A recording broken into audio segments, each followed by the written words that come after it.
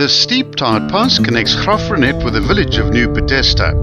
Rubidge Kloof was named after the Rubidge family that have been farming in the area since 1838. It lies on the tarred road, the P0605 to New Bethesda, about 35 kilometers north of Graaff-Reinet. It has a stiff average gradient of 1 in 15, with the steeper parts being at 1 in 10. The pass has an altitude variance of 283 meters over 4,3 kilometers, and with a summit height of 1,535 meters, you can expect plenty of snow on this pass during the winter frontal systems. The Rubidge family's farm is called Wellwood and hosts the historic Trimore guest cottage owned by the 5th generation Rubidge family. The farm is famous for its merino stud, century-old orange trees and the private collection of fossils of Karoo reptiles that inhabited the region some 200 million years ago. In the Rubidge Kloof itself, there are some fascinating rock formations. On reaching the plateau at the top of the kloof, the first view that meets the eye is the towering and distinctive profile of the 2,503-meter high Kompasberg, which dominates the northern skyline. We filmed the pass in the descending mode from north to south.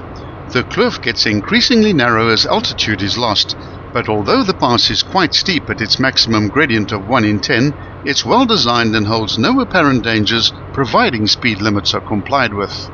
Cyclists should note that there are no safety shoulders on this road.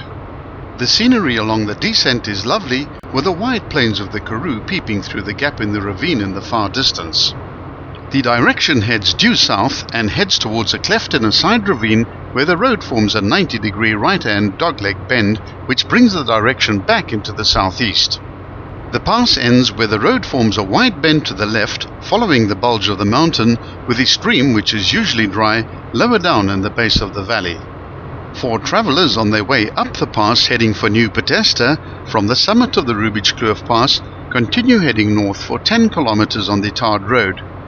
Just before arriving at the village, whilst descending the small pass down Slabbertseberg, you'll get a perfect view of the square tower of rock known as Die Toren.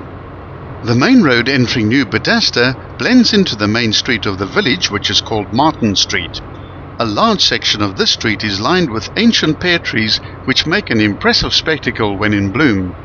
Contrastingly, in autumn the poplar trees turn vivid shades of yellow and orange to make a picturesque display against the blue mountain backdrop.